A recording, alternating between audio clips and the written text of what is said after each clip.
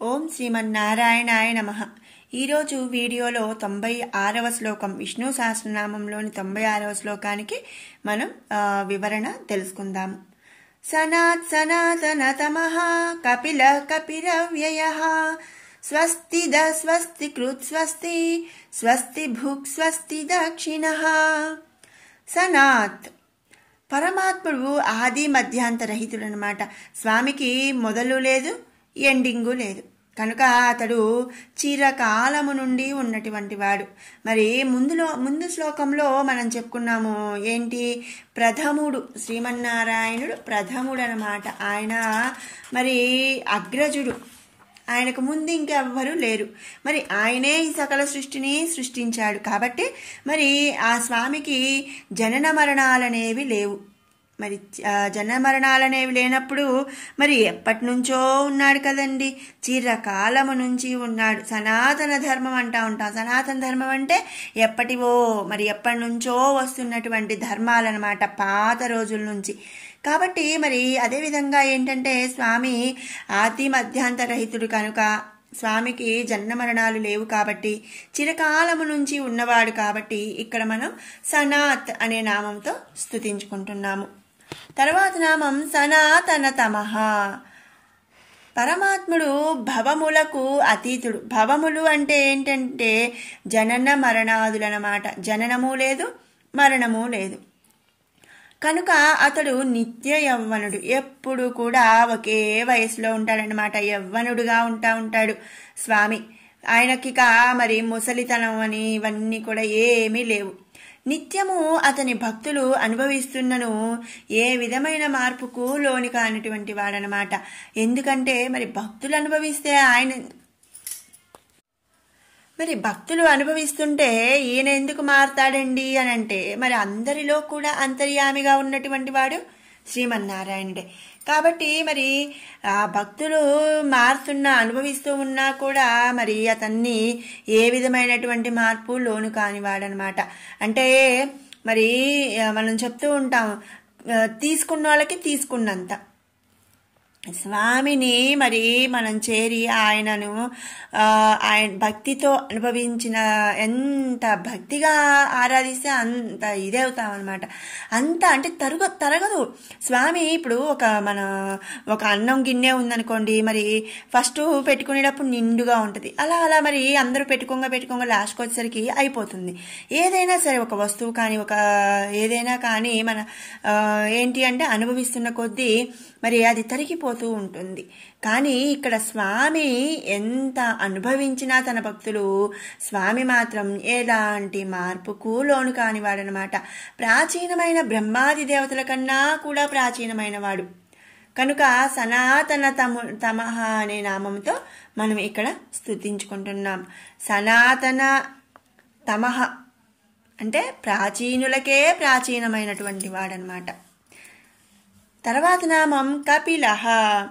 మేఘములందు ఉండునటువంటి నీలి వర్ణముతో ప్రకాశించేటువంటి వాడు శ్రీమన్నారాయణుడు.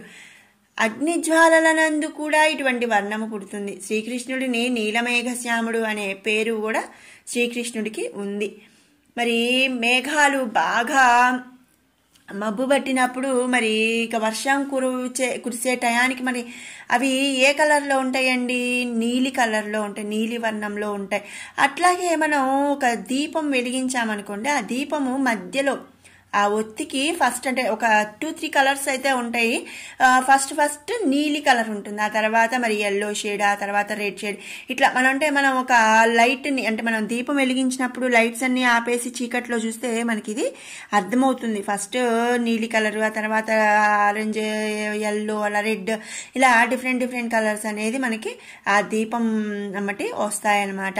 కాబట్టి మరి అగ్నిజ్వాలందు ఉండేటువంటి వర్ణం నీలివర్ణం, అలాగే మేఘాల ఉండేటువంటి వర్ణం నీలివర్ణం. అంతేకాకుండా శ్రీకృష్ణుడికి నీలమేఘశ్యాముడు అనే పేరు ఉంది. కాబట్టి స్వామిని ఇక్కడ మనం కపిలః అనే నామంతో స్తుతించుకుంటున్నాం అన్నమాట. తర్వాత నామం కపిహి. కపిహి నీటిని ఆహారంగా స్వీకరించేటువంటి వాడు. సూర్యుని కిరణముల చేత గ్రహించి వాటి బిందువు సమూహము చేత మేఘములుగా మార్చి మళ్ళీ వాటిని వర్షం చేత ఆ నీటిని తిరిగి కిందకు పంపినటువంటి వాడు శ్రీమన్నారాయణుడు. మరి మనం ఇక్కడ చూస్తే సమస్త సృష్టిలో కూడా అంతర్యామిగా ఉన్నటువంటి వాడు కాబట్టి మనం ముందు శ్లోకాల్లో చెప్పుకున్నాము, సూర్యకిరణాల రూపంలో మరి సూర్యకిరణాల్లో ఉండి స్వామి ఆ జలాన్నంతా కూడా మరి స్వీకరిస్తూ ఉంటాడు. అలాగే మరి మేఘాలు వర్ష రూపంలో కూడా స్వామి వర్షాన్ని కురిపిస్తూ ఉంటాడు. మరి అందుకనే స్వామిని ఇక్కడ కపిహి అని చెప్పి చెప్తున్నాము. అలాగే వరాహము అను అర్థము చేత భూమిని హిరణ్యాక్షుడి నుండి వరాహ రూపమును ధరించి కాపాడినటువంటి శ్రీ మహావిష్ణువు కాబట్టి కపిహి అనే నామముతో మనం స్తుతించుకుంటున్నాం అన్నమాట. తర్వాత నామం అవ్యయ. మహాప్రళయమందు జీవులు తమ కర్మలను మూటగట్టుకొని ఆ పరమాత్ముని యందు లయమవుతున్నారు. మరి పాపకర్మలు పుణ్యకర్మలు, కర్మలు అంటే ఏంటండి, ఒక పాపం కాదు పుణ్యం కాదు, అన్నీ మనం చేసే పాపాలైనా పుణ్యాలైనా వాటిని కర్మలు అని చెప్పి అంటాం అనమాట. ఆ కర్మలన్నీ కూడా మూట కట్టుకొని మరి మనం పోయేటప్పుడు మరి జనాలు మనం ఉన్నామండి మనుషులం, నా సంపాదన అంటాం. మరి ఎంతవరకు సంపాదించాలండి, ఒక లిమిట్ అనేది ఉండాలి. మరి కొంతమంది అంటారు ఏంటంటే మరి పోయేటప్పుడు మూట కట్టుకొని పోము అన్నారు కదండి, మరి ఇంకెందుకండి సంపాదించడం అనేది. మనం బతికున్నంత వరకు ఏ లోటు లేకుండా, అంటే కనీసం మనం కడుపు మనం తినాలి కదండి, కాబట్టి మనం తప్పక సంపాదించుకోవాలి. అది ఇక ప్రతి వాళ్ళకి కూడా కామన్ అనమాట. ఇంకా మరి దాన్ని మనం మితండవాదం అనేది చేయకూడదు. అయితే కొంతమంది ఏం చేస్తారు, తినరు, ఎవరికి పెట్టరు, మరి అలాగే ఇక వాటిని మూట కడతారనమాట. బీరువాలు నింపుతారు, బ్యాంకీలు నింపుతారు, అన్నీ నింపేస్తారు. మరి అవన్నీ వెళ్ళేటప్పుడు చనిపోయేటప్పుడు ఏమన్నా మరి వాటన్నిటిని మూటగట్టుకొని నా వచ్చే జన్మకి ఇవంతా సంపాదన అని చెప్పి తీసుకెళ్తామా అండి? ఒక్క రూపాయి కూడా తీసుకెళ్ళాం. చివరికి ఎట్లా అంటే ఒకవేళ మనం చనిపోతే మన వంటి మీద ఉన్నటువంటి చిన్న ముక్కెలతో సహా కూడా తీసి మనల్ని తగలబెడతారనమాట. అంతే కదండి. మరి మనం ఏం మూట కట్టుకొని వెళ్తామండి? మనం చేసేటువంటి పాపాలు పుణ్యాలు, మనం చేసేటువంటి కర్మలను మాత్రమే మూట కట్టుకొని వెళ్తాం, అంతేగాని మనం దాచిపెట్టినటువంటి డబ్బుని కాదనమాట. మనం మంచి చేస్తే మంచి, చెడు చేస్తే చెడు. పరమాత్మని యందు మనం లయమైపోతామన్నమాట మహాప్రళయం టైంలో. అతను మాత్రం ప్రళయము నాకు సాక్షిగా స్థిరంగా నిలిచి ఉంటాడు. ఇక త్రిశక్తి సంపన్నుడు, త్రికాలములందు ఉండువాడైనటువంటి పరమాత్మకు నాశనం అనేది లేదు. అవ్యయ అంటే ఏంటండి, నాశనం లేనటువంటిది అనమాట. కాబట్టి స్వామిని మనం ఇక్కడ అవ్యయ అనే నామంతో స్తుతించుకుంటున్నాము. తర్వాత నామం స్వస్తిద. పరమాత్ముడు మంగళకారుడు, భక్తులను సకల శుభములను ప్రసాదించేటువంటి వాడు. మనసా వాచా కర్మణ ఆ శ్రీ మహావిష్ణువుని ఆరాధించిన వారికి ఉత్తమ గతులనేవి లభిస్తాయి. వన్స్ మనం స్వామిని ఆరాధించడం అనేది స్టార్ట్ చేశాము అంటే మరి ఆత్మతత్వం పరమాత్మతత్వం మనం తెలుసుకోగలుగుతాం. మరి అవి తెలుసుకున్న తర్వాత మనకి ఉత్తమ గతులు అనేవి లభిస్తాయి, స్వామి ప్రసాదిస్తాడు. కాబట్టి స్వామిని ఇక్కడ స్వస్తిద అనే నామంతో స్తుతించుకుంటున్నాము. తర్వాత నామం స్వస్తికృత్. ఈ సృష్టిని తన గర్భమునందు ధరించి ఉన్నటువంటి శ్రీ మహావిష్ణువు ఈ సకల లోకానికి కూడా రక్షణను ఇస్తున్నాడు. ఊర్ధ్వ అధో పాతాళ లోకములందు, ముల్లోకములు 3 లోకాలందు కూడా ఉన్నటువంటి సమస్త జీవరాశి యొక్క యోగక్షేమాలను విచారిస్తూ ఉంటాడు శ్రీమన్నారాయణుడు. అలాగే జీవుల యొక్క కర్మలను ప్రక్షాళనం చేసి పాపపుణ్యాలను ప్రసాదిస్తాడనమాట స్వామి. మరి అంతే కదా, నేను మొత్తము ఏమేం పనులు చేశాను, కర్మలు అంటే ఏంటని మనం చేసే పనులు అనమాట. ఆ మొత్తం కర్మలన్నీ కూడా నేను ఒక లిస్ట్ రాసి పెట్టుకుంటే వాటిల్లో ఏది పుణ్యం ఏది పాపం అనేది డివైడ్ చేసి స్వామి పాపపుణ్య ఫలితాన్ని మనకు ప్రసాదిస్తాడు. అంటే ఏంటి, మనం ఒక 10 పాపాలు చేసాం, ఒక 20 పుణ్యాలు చేసాం. ఈ పాపాలు పుణ్యాలు మరి బ్యాలెన్స్ చేసేసి మిగిలిన 10 పుణ్యాలకి మనకు తగినటువంటి ఫలితాన్ని ప్రసాదిస్తాడు. అలాగే యాజ్ ఇట్ ఈస్ పాపాలు ఎక్కువ చేసామనుకోండి, దానికి తగినటువంటి ఫలితాన్ని ప్రసాదిస్తాడు. ఏదైనా కూడా మన కర్మల్ని బట్టి ప్రసాదిస్తూ ఉంటాడనమాట. స్వస్తికృత్, మరి సృష్టిని మరి లోకాన్ని రక్షించేవాడు, విచారిస్తూ మరి అంత రూలర్ అనమాట. ఇక ఒక మాటలో చెప్పాలంటే రూలర్ అనొచ్చు, మరి ఒక పెద్ద దిక్కు అనొచ్చు. కాబట్టి స్వామిని ఇక్కడ స్వస్తికృత్ అనే నామంతో స్తుతించుకుంటున్నాము. ఇక తర్వాత నామం స్వస్తి. సకల జీవుల శుభములను ఇచ్చువటువంటి ఆ శ్రీ మహావిష్ణువే మంగళప్రద స్వరూపుడు. అందుకనే స్వామిని మనం ఇక్కడ స్వస్తి అనే నామంతో స్తుతించుకుంటున్నాం. తర్వాత నామం స్వస్తి భూక్. సకల శుభములకు శ్రీ మహావిష్ణువే ప్రభువు.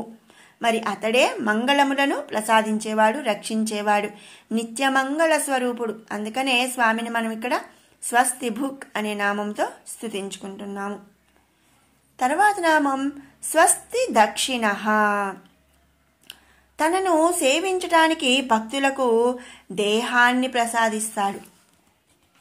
మరి అంతే కదండి, మనకు చేతులు కాళ్ళు అన్నీ ఉంటే, ఒక శరీరం ఉంటే స్వామిని ఒక పువ్వుతో మరి సేవిస్తాం, లేదా ఒక నోటి మాటతో ఓం శ్రీ హరయే నమః, లేకపోతే ఓం శ్రీ విష్ణవాయ నమః, ఇట్లా ఎవరికి తోచినట్టు వాళ్ళు, ఎవరికి వచ్చినట్టుగా వాళ్ళు స్వామిని సేవిస్తూ ఉంటారు. అందుకనే మరి ఆయనను సేవించటం కోసం దేహాన్ని ప్రసాదిస్తాడు. దానిని తనకే అర్పించిన వారికి సకల శుభాలను ప్రసాదిస్తాడు. శ్రీ మహావిష్ణువును మనస వాచ కర్మణ ఆరాధించు వారికి సకల శుభములను ప్రసాదిస్తాడు. అదేంటండి మనసా వాచ కర్మణ ఆరాధించటం?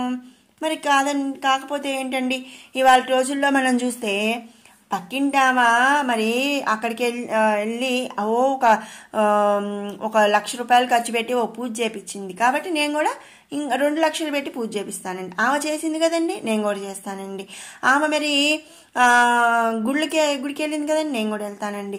ఆమె అట్లా మనం డిఫరెంట్గా మనం వాళ్ళు వీళ్ళు చేశారు అనేది కాకుండా మనస్ఫూర్తిగా, వాచ అంటే మన మాట, కర్మణ అంటే మన పనుల ద్వారా మనస్ఫూర్తిగా మనసా వాచ కర్మణ స్వామిని ఆరాధిస్తే అప్పుడు మనకి సకల శుభములను ప్రసాదిస్తాడనమాట.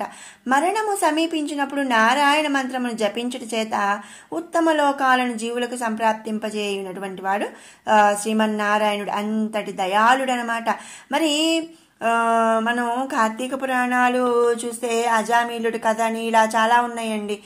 ఒక కార్తీక పురాణం అనే కాదు, విష్ణు పురాణం, ఇలా అన్ని పురాణాల్లో కూడా మరి చాలా కథలు అయితే ఉన్నాయి. ఏంటి మరి ముందు నుంచి మనము స్వామిని స్మరించకపోయినా ఎన్నో తప్పులు చేసిన అంత్యకాలంలో స్వామిని స్మరించినంతనే మరి మనం ముందు చేసినటువంటి పాపాలన్నీ పోయి విష్ణుదూతలు వచ్చి మనల్ని విష్ణులోకానికి తీసుకెళ్ళిపోతారు అని చెప్పి మనం చాలా పురాణాలు అయితే విన్నాం. అయితేనండి ఇక్కడ మనం తెలుసుకోవాల్సింది ఒకటి, కొంతమంది ఏం చేస్తారంటే అబ్బా మనం ఇప్పుడు వయసులో ఉన్నాం, మనం ఇప్పుడు ఫుల్ ఎంజాయ్ చేసేద్దాము, జీవితంలో అంటే ముందంతా మనం చేయకపోయినా అంత్యకాలంలో మనం స్వామిని స్మరిస్తే చాలు, మనం వెళ్ళిపోతాము ఆయన దగ్గరికి, పరంపదానాన్ని పొందుతాము, కాబట్టి మనం ఏం చేద్దాం, ముందంతా కూడా ఎంజాయ్ చేద్దామండి. అబ్బా ఈ పూజలు పునస్కారాలు గుళ్ళు గోపురాలు ఇవన్నీ ఏముందండి, తర్వాత మనం ఎప్పుడో ముసలివాళ్ళం అయిపోయాక మనం అప్పుడు గుళ్ళు గోపురాలు తిరుగుదామండి అని అంటుంటారు. కానీ మన పెద్దలు అదే అనేవాళ్ళు కూడా మళ్ళీ ఏం చెప్పారు, మొక్కై వంగనేది మానై వంగున అని చెప్పి, మొక్కగా ఉన్నప్పుడే మనం మొక్కని ఎటు కావాలంటే అటు మనం తిప్పచ్చు, అంతేగాని ఒక మాన అయ్యాక అటు అడ్డంగా ఉందిలే ఇటు తిప్పుదాము ఇటువైపు కంటే తిరుగుద్దా అండి, తిరగదు. మనం ఒక సినిమాలో కూడా చూపించారు, నారాయణను నువ్వు స్వర్గానికి పోతావు అని అంటే సూర్యకాంతం ఏమంటదండి, నారాయణ అంటే నారా నారా నారా అంటది. సరే నారాయణ అని ఆమెకి తిరగదు, నారా కాదు నారాయణ అనేది ఆమెకి తిరగదు. సరే వాళ్ళు ఏం చేస్తారంటే కనీసం సగమన్నా అనిపిద్దాము ఏమో చేత అని చెప్పి ఒక పీచు తీసుకొచ్చి కొబ్బరి పీసు దీన్ని ఇదిగో ఇది నారా నారా అని చెప్పి అనమని నారా నారా అని సగం సగంగా అనిపిద్దామని నారా అనమ్మ అంటే ఆమె పీచు అంటది కానీ నారా అందు. ఎందుకనండి? ఫస్ట్ నుంచి ఆమెకు అలవాటు లేదు. నారాయణ అని అనటానికి ఆమెకి అలవాటు లేదు, రాదు. ఆ క్షణం అనేది మనకి రాదండి. ఫస్ట్ నుంచి ఎంతో కొంత మనం అలవాటుగా ఉంటేనే మరి చివరి రోజుల్లో కూడా మనం స్వామిని స్మరించగలుగుతాం. కానీ మనం ఫస్ట్ నుంచి అలవాటు లేకుండా ఒక్కసారిగా రావాలి అంటే రాదనమాట. కనీసం మనం ఇప్పుడు మన పిల్లలే ఉన్నారనుకోండి, ఆ స్కూల్స్ లేని టైంలో, హాలిడేస్ టైంలో చక్కగా వాళ్ళని కూర్చోబెట్టి మరి పూజ ఎలా చేయాలి, మరి దేవుణ్ణి ఎలా ఒక్క 2 నిమిషాలు లేదు, ఒక 5 నిమిషాలు మరి అలా మనం పిల్లలకి కూడా చిన్నగా అలవాటు చేస్తూ ఉండాలి. అంతేగాని వాళ్ళు నేర్చుకుంటారులే, వాళ్ళే చేసుకుంటారులే, మనం ఇప్పుడు ముందు మనం చేసేసుకుందాం, మరి ముందు మనం మోక్షాన్ని పొందేయాలి, వాళ్ళే తెలుసుకుంటారులే అని అనుకోకూడదు. కాబట్టి ఎవరైనా సరే ఫస్ట్ నుంచి ఏదైనా అలవాటు చేసుకుంటూనే ఉండాలన్నమాట. కాబట్టి ఏంటి ఇక్కడ మరి మరణము సమీపించినప్పుడు నారాయణ మంత్రాన్ని జపించినటువంటి వాళ్ళకి ఉత్తమ లోకాలను జీవులకు సంప్రాప్తింపజేయనటువంటి వాడు శ్రీమన్నారాయణుడు అనమాట. అందుకనే స్వామిని మనం ఇక్కడ స్వస్తి దక్షిణ అనే నామముతో స్తుతించుకుంటున్నాం. ఇది 96వ శ్లోకంలోని నామాల యొక్క పూర్తి వివరణ. ఇప్పుడు మనం 91 నుంచి 100వ శ్లోకం వరకు కూడా మనం పారాయణ చేసుకుందాం. భారభృత్ కథితో యోగి యోగి సర్వకామదః ఆశ్రమః శ్రమణ క్షామః సుపన్నో వాయువాహనః ధనుర్ధరో ధనుర్వేదో దండో దమయుతాదమః అపరాజిత సర్వసహో నియంతా నియమో యమః సత్వవాన్ సాత్వికః సత్యః సత్యధర్మపరాయణః అభిప్రాయ ప్రియార్హోర్హః ప్రియకృత్ ప్రీతివర్ధనః విహాయ సగతిర్జ్యోతిః సురుచిర్హుతభుగ్విభుః రవిర్విలోచనః సూర్యయః సవితారవిలోచనః అనంతో హుతభుగ్భోక్తా సుఖదో నైకదోగ్రజః అనిర్విణ్ణః సదామర్షి లోకాధిష్ఠానమద్భుతః సనాతన సమః కపిలః కపిరవ్యయః స్వస్తిదః స్వస్తి కృత్ స్వస్తి స్వస్తి భుక్ స్వస్తి దక్షిణః అరౌద్రః కుండలీ చక్రీ విక్రమ్యోజిత శాసనః సప్తాతిగః సప్తసహః శిశిరః సర్వరీకరః అక్రూరః పేసలో దక్షో దక్షిణः క్షమినాంబరః విద్వత్తమో వీతభయః పుణ్యశ్రవణకీర్తనः ఉత్తారణో దుష్కృతిః పుణ్యో దుస్వప్ననాశనः వీరः రక్షణः సంతో జీవనः పర్యవస్థితः అనంతరూపోऽనంతశ్రీర్జితమన్యుర్భయాపహః చతురస్రో గభీరాత్మా విదిశో వ్యాధిశో దిశః. ఓం శ్రీమన్హరయే నమః.